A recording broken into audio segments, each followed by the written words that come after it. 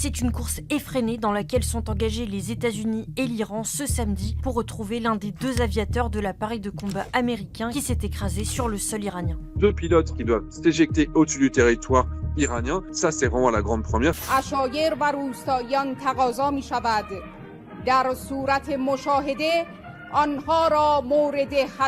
Ces images de la télévision d'État iranienne montreraient l'épave du F-15 américain qui a été abattu vendredi par un système anti-aérien des gardiens de la révolution dans le sud-ouest de l'Iran. Les deux membres d'équipage, un pilote et un navigateur officier système d'armes se sont éjectés, a priori, dans un environnement qui était hostile, d'où le déchaînement de puissance américaine qu'on a vu avec des avions, des hélicoptères pour essayer de les sauver. Le pilote de l'appareil a pu être exfiltré, mais le second aviateur, lui, manquait encore à l'appel ce samedi matin. Il avait été capturé par les Iraniens, je pense qu'on le saurait, et les Iraniens l'auraient mis en valeur, l'auraient présenté, on l'aurait déjà vu à la télé. Et alors, est-ce qu'il est blessé? Est-ce qu'il est décédé? Est-ce qu'il est tombé dans un environnement où son siège se trouve derrière un caillou et du coup les balises ne sont pas détectées, donc on n'a pas la position exacte? Ça, c'est des questions aujourd'hui pour lesquelles on n'a pas de réponse. Cette vidéo diffusée sur les réseaux sociaux vendredi soir montrait des avions militaires volant à basse altitude au-dessus de la province du Khuzestan, sans doute dans le cadre des recherches. On a des hélicoptères qui ont survolé, il y a des bruits dans la zone d'hélicoptères américains qui sont revenus, mais comme on est très loin de leur base, il faut des avions de ravitaillement. C'est pour ça qu'on a des Hercule C-130 avec le pod de ravitaillement qui volent en très très basse altitude pour donner de l'essence à ces hélicoptères. Et évidemment, de jour, c'est particulièrement dangereux. La télévision d'État iranienne a, elle, promis une généreuse récompense à qui livrerait le pilote aux autorités.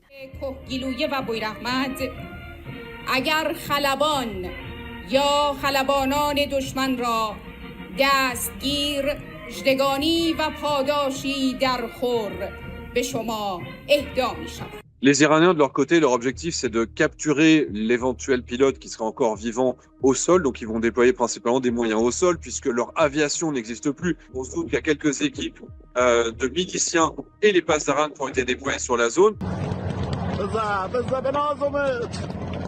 Cette vidéo publiée sur les réseaux sociaux vendredi montre la police iranienne en train de tirer sur un hélicoptère américain dans le sud-ouest de l'Iran. Et les Américains, de leur côté, ils vont certainement faire ce qu'on appelle du close air support, détruire peut-être les ponts qui permettent d'accéder à cette zone. Pour l'ancien aviateur Xavier Titelman, plus les heures passent, plus les chances pour les Américains de retrouver leur aviateur s'amenuisent. Personnellement, j'aurais pensé que le deuxième aviateur aurait été récupéré de nuit parce que la nuit est un environnement particulièrement propice. Les Américains ont des jumelles de vision nocturne et infrarouge en beaucoup plus grand nombre que les Iraniens, mais surtout, le survivant a ce qu'on appelle un strobe, une sorte de flash dans l'infrarouge avec une vision très directionnelle qui va éclairer vers le ciel avec un flash qui fait un code en morse. Or, les Iraniens n'ayant aucun moyen de voler, c'est forcément les Américains qui l'auraient vu en premier. Donc maintenant, combien de temps est-ce qu'il peut survivre? De mémoire, c'est 5 jours. Il y a un Américain en 1995 qui s'était éjecté sur la Bosnie-Herzégovine.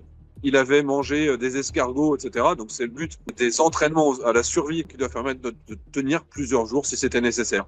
Samedi dans l'après-midi, Donald Trump a lancé un ultimatum de 48 heures à l'Iran pour conclure un accord pour rouvrir le détroit stratégique d'Ormuz, avant de déchaîner les enfers, comme il l'écrit sur son réseau Truth Social. Les Américains ont des centaines d'avions dans la région. Par contre, si demain on a ce pilote qui est exposé dans les médias iraniens et que les Iraniens disent bon bah retirez-vous ou alors on l'abat, je crois pas qu'ils fassent ça parce que c'est une monnaie d'échange qui est très importante pour eux, mais en tout cas ça peut être un basculement dans l'opinion publique américaine. Les premières frappes israélo-américaines sur l'Iran ont débuté il y a 36 jours.